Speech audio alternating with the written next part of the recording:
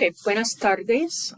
Voy a grabar el video sobre la gramática 7.3 y espero grabar hoy también sobre 7.4. Vamos a ver. Pero 7.3 es sobre el pretérito de los verbos ir y ser. ¿Sí? Entonces, en lección 6, ustedes aprendieron a formar el pretérito de los verbos regulares ar, e ir. Y en la próxima diapositiva voy a tener una tabla con las formas del pretérito de los verbos ser e ir. Estos verbos estas formas son irregulares, entonces hay que aprender de memoria estas formas. Pero lo bueno es que tienen las mismas formas. Entonces voy a enseñarles algunas formas en una orden un poco diferente. Que la forma tú, es fuiste. Que nosotros es fuimos. Y ustedes, ellos, ellas es fueron.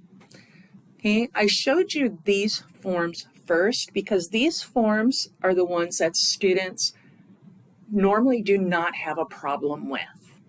But the form for yo and then the form for él, ella, or usted, students sometimes mix those up. But I want to show you, if you take the mos off of fuimos, in other words, everybody in the group has left you and you are alone, you are left with fui.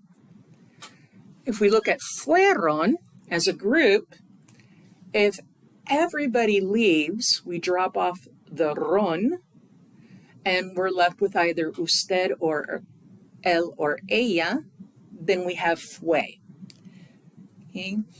And so those are the forms of ir and ser in el pretérito.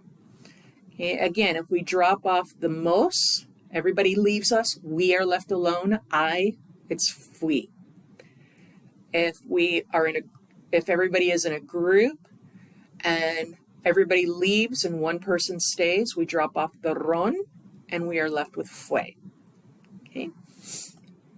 Now, since the predicate forms of ser and ir are identical, the context is what clarifies which of the two verbs is being used. So, él fue a comprar champú y jabón. So, we're not saying that he was to buy. We say he went to buy shampoo and soaps. So, that's the verb ir. ¿Cómo fue la película anoche?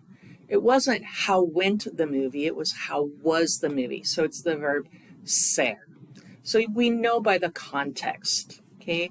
Fui a la farmacia.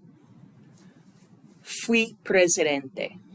Okay, so you could see the difference in the context, that even though the same forms are used, the context is different because each verb means something very different.